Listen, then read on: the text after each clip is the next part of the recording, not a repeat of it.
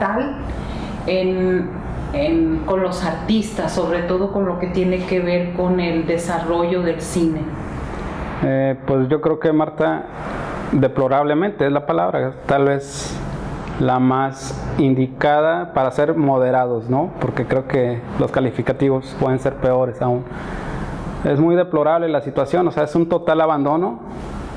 Durante 6 años fue un total abandono, y bueno, pues estamos ya flotando en absolutamente la nada, ¿no? O sea, nunca hubo una política cultural, un proyecto, un interés al menos genuino por difundir y promover la cultura tamaulipeca, las artes tamaulipecas en general, no solo una, sino en general todos, ¿no? ¿Cuál es la diferencia con otros sexenios? Que tristemente me parece, y aquí va más amplio el comentario, la cultura siempre se ha utilizado como un elemento meramente alegórico, mediático hasta un cierto punto, y eso que pues no es lo más apropiado, es lo que rescata las administraciones pasadas, pareciera ser. En los años anteriores, ¿no? Cuando había un Festival Internacional Tamaulipas, y había más eventos, y no solo eventos, sino había por lo menos la promoción y difusión de becas, de apoyos, de estímulos, cosa que pues en este momento no existe. Entonces la diferencia son los proyectos y las becas, digamos, en comparación con otros que pues, si no eran lo ideal, pero había por lo menos una gestión de recursos, un enlace entre el gobierno estatal y el federal para destinar esos recursos a este tipo de programas o proyectos. ¿Cómo se dio el desarrollo de la cultura cuál es el sello distintivo de la cultura en esta administración panista? Abandono, desinterés, abandono y total desinterés en la cultura.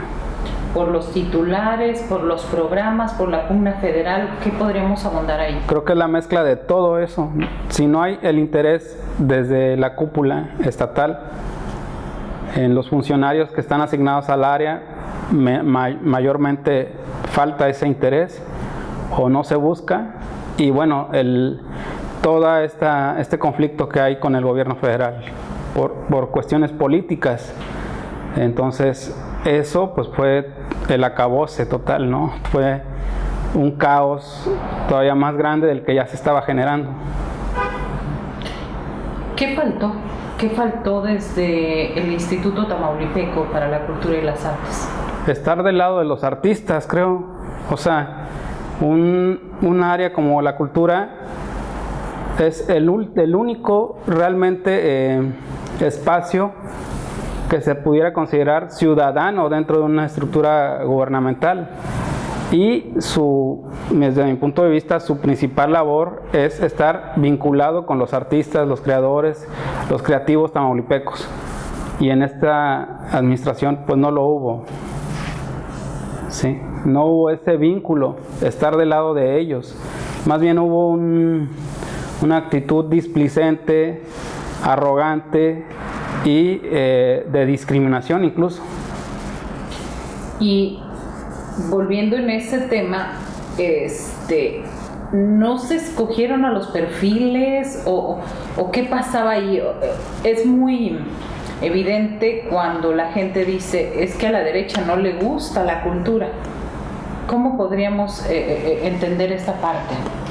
Pues justo el desinterés es colocar por influyentismo, amiguismo a alguien en un puesto determinado solo para cubrir un requisito, digámoslo así, nunca para buscar un objetivo verdadero, que es promover o diseñar una política cultural, ¿no? Si bien la realidad es que Tamaulipas nunca ha tenido una política cultural, pero se tenían expectativas en esta administración, sin embargo no se cumplieron porque el interés de la derecha, o en este caso el Partido Acción Nacional, representado por esta administración, pues es un total desinterés, y como usted lo sabe y bien lo comenta, a la derecha le incomoda la cultura, porque la cultura y el arte son por sí mismos, digamos, actividades revolucionarias, ¿no? Más humanistas, más cercanas a la gente común, y no esta visión que pareciera que la cultura es algo elitista y clasista. O sea, no tiene nada que ver, es una de las grandes distorsiones culturales de nuestro país, caray. Y ya no sé si llamar derecha o izquierda, porque es igual, es la clase política la que toma estas actitudes o estas posturas. Claro.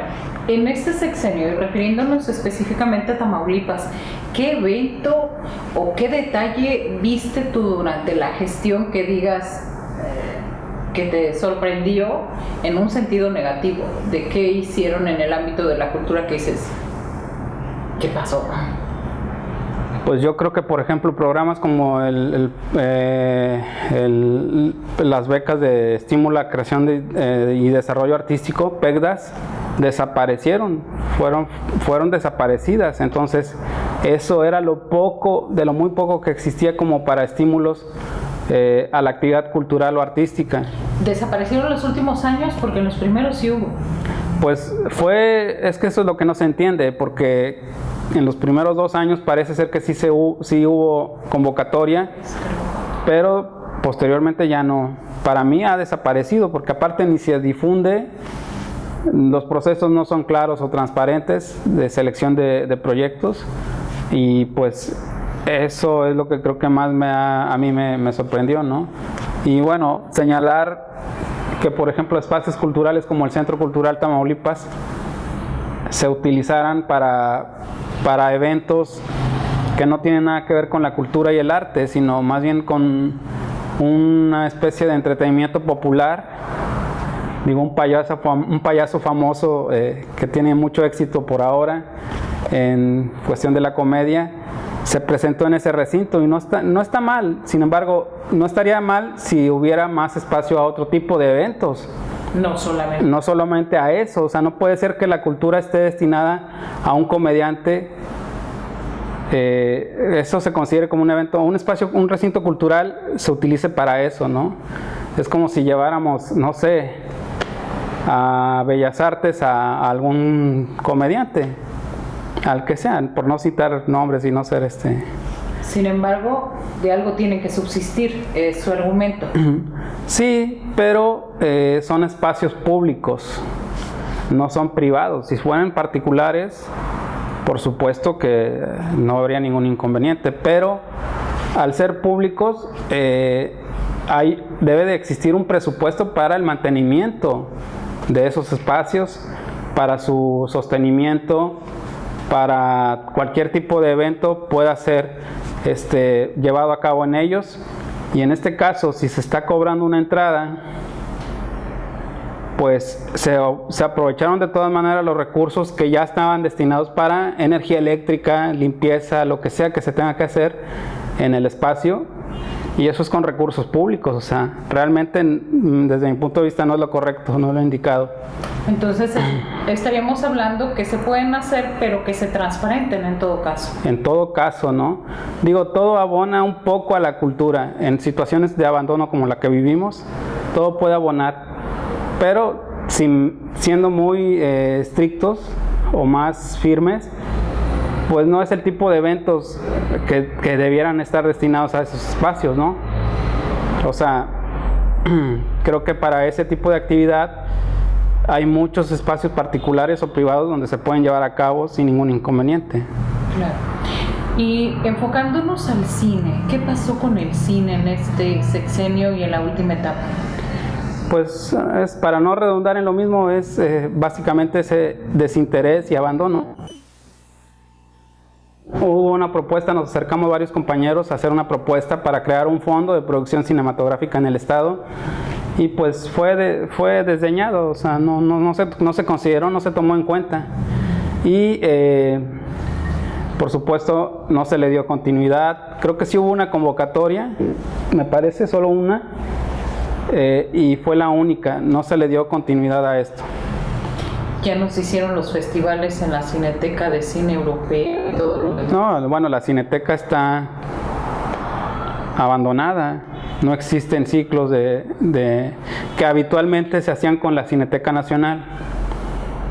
Creo que mucho es gestión, o sea, realmente no es, la excusa de los recursos no es suficiente, porque a la cultura en el país nunca se le ha destinado un presupuesto que mereciera ser el indicado. Y todo se convierte en gestión, ¿no? He escuchado durante esta administración del Partido Acción Nacional que decían que los artistas querían que les dieran todo. ¿Qué responderías a eso? Pues que es una respuesta bastante ignorante, ¿no? Muy limitada, es decir, no sé, el arte y la cultura no son actividades, ¿cómo podemos decirlo?, de dispendio, no son obras caritativas, o sea, es parte fundamental de la reconstrucción social de este país y de este estado que tanto hemos sufrido la violencia y la inseguridad. No puede ser considerada una actividad secundaria, o sea, ni mucho menos, y ese tipo de manifestaciones solo hablan de la discriminación y el total abandono y deterioro o desinterés que tienen en la actividad cultural los personajes de esta administración, digámoslo así. Claro. Dante, ¿en qué estás trabajando actualmente? Bueno, tengo en pausa un proyecto en La Frontera.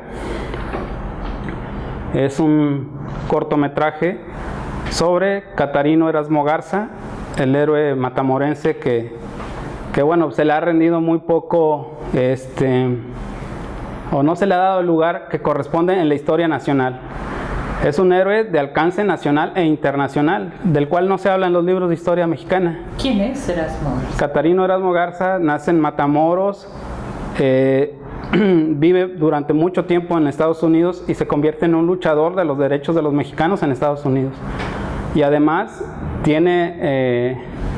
inicia su actividad en el periodismo y desde ahí esa trinchera comienza a defender los derechos de los mexicanos, pero además es un crítico del régimen de Porfirio Díaz, al punto de convertirse en uno de los primeros, o el primero si no mal recuerdo, luchadores en contra del régimen de Porfirio Díaz.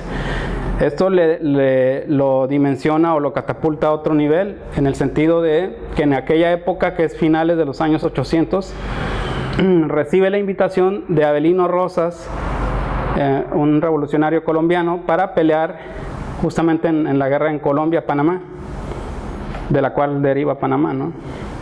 Entonces, además de otros héroes liberales como que vivían en Cuba, Centroamérica y en la región Caribe, entonces Catarino realmente llega a ser una especie de Che Guevara tamaulipeco adelantado, ¿no? O sea, imagínense, estamos hablando que 120 años antes de lo que vivimos ahora, la visión de él ya era defender los derechos de los mexicanos en Estados Unidos. Recordemos que la línea fronteriza tenía apenas 20, 30 años de haberse corrido por la invasión americana al país. Entonces eso, entrega, ¿no? Sí, digamos que pues es uno de las cualidades que tiene Catarino Garza. Y para mí la más importante e interesante es que al final de cuentas es tamaulipeco y en ninguna parte de la historia mexicana se habla de él, mucho menos en Tamaulipas, y creo que bien merece tener un espacio diferente, ¿no? El indicado dentro de la historia tamaulipeca, y sobre todo en tiempos actuales que necesitamos tener más sentimiento de arraigo, de orgullo por nuestra región, y no solamente repetir justo hoy que estamos en un evento, en un día previo a la independencia, a la celebración de la independencia mexicana, que pareciera por momentos que ya es meramente una fiesta, que sí particularmente lo es, pero no se le dimensiona en el profundo sentido, ¿no?, de lo que significa ser libres.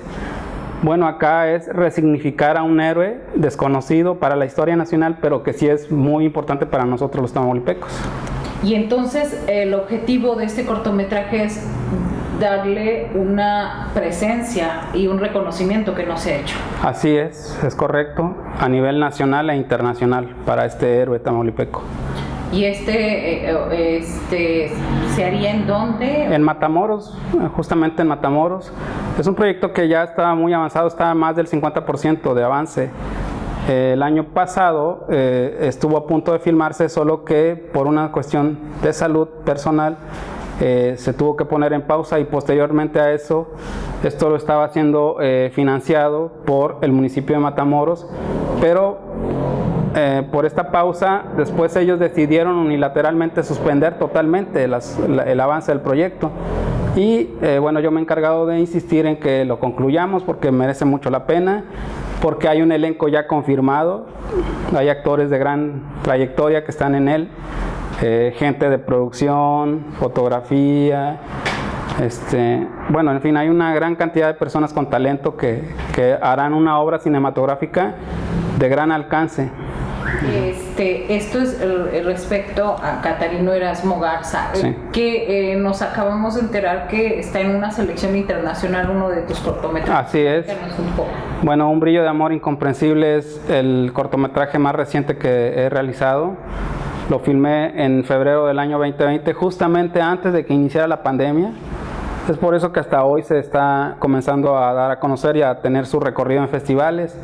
Y recientemente esta semana, bueno, estuvo ya en el Festival Big Film en Ciudad Victoria, se presentó allí, estuvo en competencia nacional, y esta semana nos llegó la noticia del Festival de Cine de la ciudad de Estocolmo, Suecia, en donde estará presente y estará en concurso y posiblemente en exhibición presencial. Bien. ¿Algo Sí. más que quieras agregar? Pásale, no, güey. Pues nada, agradecer el espacio, y pues siempre es un gusto platicar con usted, Marta Olilla. Usted lo sabe. Hablar de arte y cultura en la medida de nuestro alcance siempre es importante. Y es una actividad que tenemos que hacer constantemente en nuestro estado, en Tamaulipas. ¿Cuáles serían como los requisitos mínimos para una nueva forma de ver la cultura en un gobierno de izquierda? Pues bueno, un gobierno distinto al menos. se supondría que tiene que ser distinto al abandono en el que hemos ya citado en toda la conversación. Tiene que haber una verdadera política cultural y no caer en los vicios del amiguismo, influyentismo y círculos cerrados para apoyar cierto tipo de actividad o proyectos, ¿no? Eso es lo que yo creo que es lo primero que tiene que haber. Más allá de transparencia, que la debe de haber, es una política cultural clara y firme, que no haya titubeos, que no sea una especie de cuestión alegórica a una administración pública, que entendemos que vendrán con un momento complejo, que habrá problemas presupuestales, pero bueno, esperemos que las personas que estén en el espacio realmente sean gestores culturales y que sean verdaderamente democráticos. Cosas son fundamentales, pero tal vez la esencial y la primera que detona todo es una actitud que no caiga en la arrogancia, en la displicencia, en la cerradez, o no sé cómo se puede decir, cerrazón. O sea, que no es una cuestión de élites y de grupos cerrados, no. Esto es para todos. Sí, porque se caía en una especie de debate simplista y además como una especie de actitud visceral, realmente no una actitud como cual debe ser profunda, o sea, de realmente sentarnos en la mesa y decir qué nos conviene a todos, sobre todo en esta nueva administración. Creo que es el momento de reconstruir todo lo que ha sido pulverizado en el Estado. Nuestra identidad, nuestros sentimientos, nuestra forma de ver la vida. Muy bien. Muchas gracias, Dante. No, gracias. Saludos a todos.